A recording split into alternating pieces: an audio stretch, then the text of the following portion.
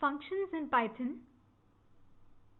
In this lecture, we'll learn about functions, user-defined functions, defining them and using parameters, returning values, calling and deleting them, lambda expressions, and function recursion.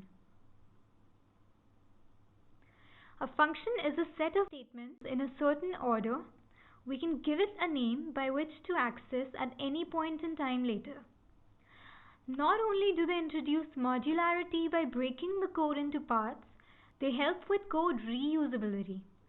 Would you rather type it again and again, or write a function for it and simply make calls to it whenever you need it? Functions are of two kinds, built-in and user-defined. Let's talk about user-defined functions first. We have a function that adds two numbers and returns their sum. A call to it with the values 2 and 3 adds 2 and 3 to return 5. There are many advantages to using functions. Modularity. Since they break your code into individual parts, this makes your code easier to manage, debug, and scale. Writing a function lets you refer to it whenever you need it to do something. Reusing code results in efficient code that is also easier to test and modify. Let's see how to define a function. We use the def keyword to do this, and since Python does not mandate curly braces, we must use colons and indentation to define or delimit blocks of code. This is a function that prints hello. To this, we can add a docstring indicating what it does. Its purpose. A docstring helps us explain the purpose of a function, and unlike comments, these are preserved at runtime for the developer to follow. We can access a function's docstring with the doc attribute using the dot operator.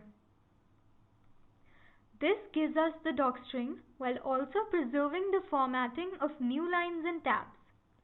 These are called escape sequences.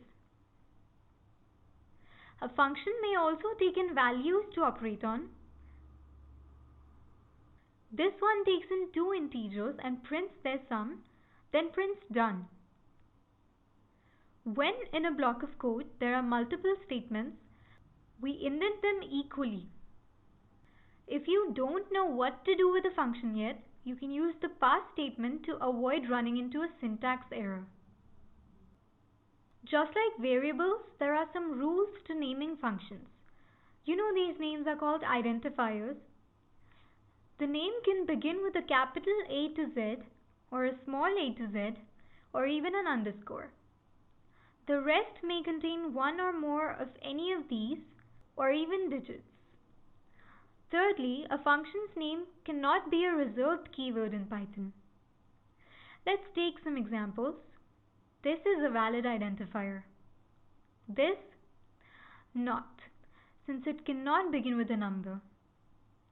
Well, ideally, you should name a function based on what it does. That is the best practice.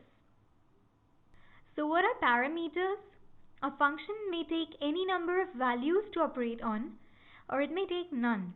It can then produce a result to return to the user. This function prints the sum of two numbers. Calling it on the values 4.2 and 2 means it adds the float and the integer to give us 6.2. But while that works, you cannot add an integer to a string. That gives us a type error. We just said a function may return a value. Let's see what this means.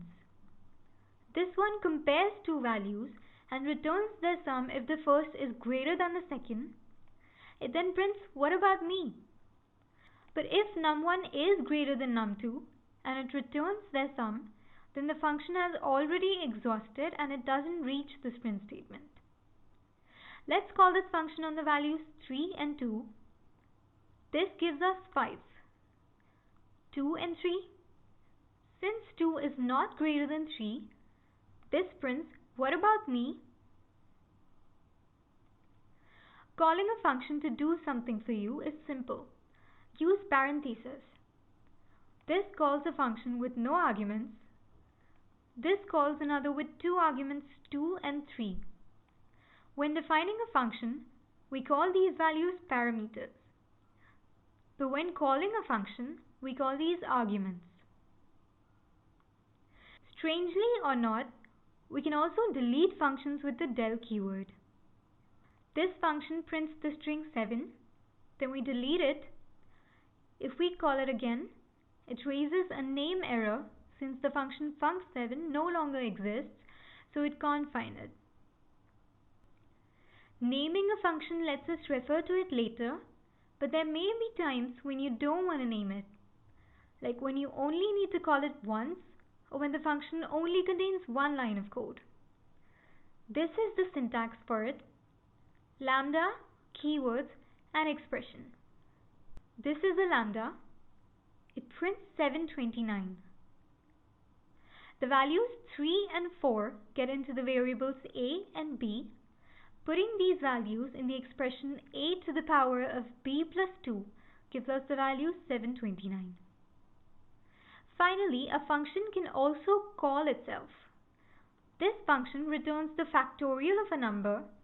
A factorial is the multiplication of an integer and all those lesser than it but greater than 0. Factorial of 5 is 120. 5 into 4 into 3 into 2 into 1 is 120.